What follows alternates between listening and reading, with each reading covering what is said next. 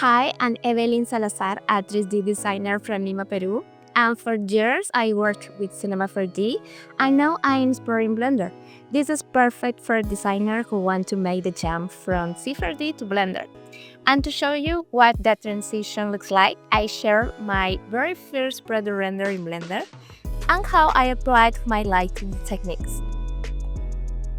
3-point lighting. In C4D, I use 3-point lighting setup with area lights.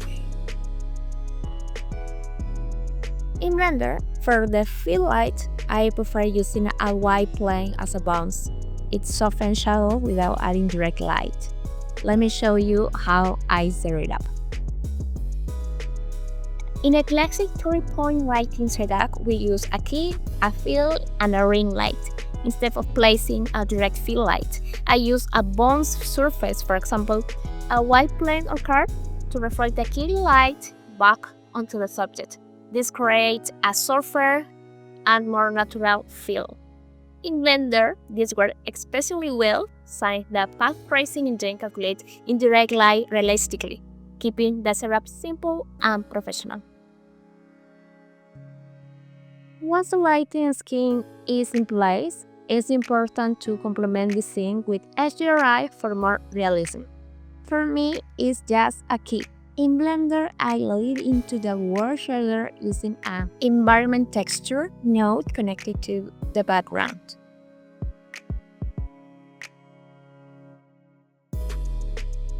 From there, I adjust rotation and intensity to control how the light hits the product.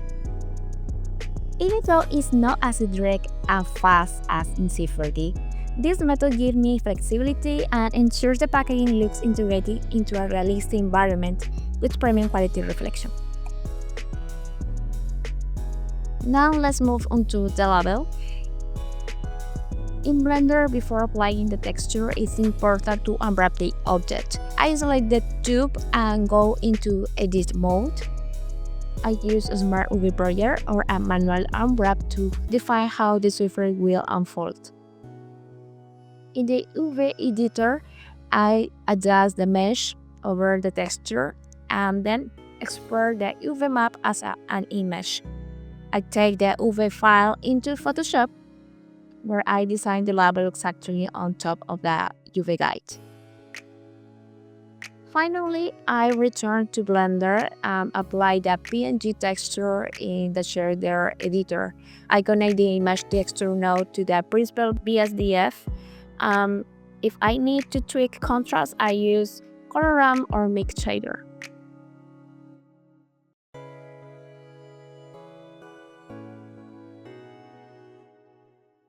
The materials are simple, principal BSDF with minimal adjustment. In this case, I also use the principal shader to control the label's color.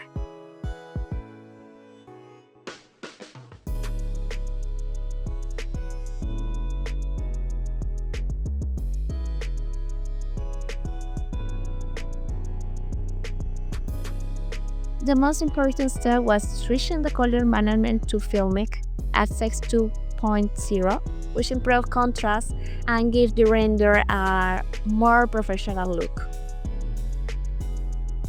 This was my first product render in Blender. If you are coming from C4D, I hope this helped you adapt your workflow.